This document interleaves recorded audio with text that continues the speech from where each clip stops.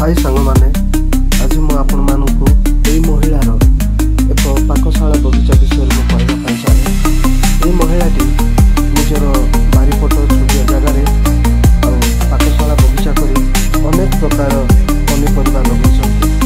सी प्राय 7 ରୁ 8 प्रकार बगीचार पनीपरिया लगे प्रतिदिन प्राय 300 ରୁ 400 टଙ୍କା सहित निज गृह रोषई कर खाऊँ जहाँ बढ़ुची से मार्केट को नहीं महिला देखते सी बगीचार प्राय बर्तमान भेंडी मूला शाग गुआर बीन्स ये सब लगे सी देख प्रतिदिन एमती से तोड़िकी निज गृह खाती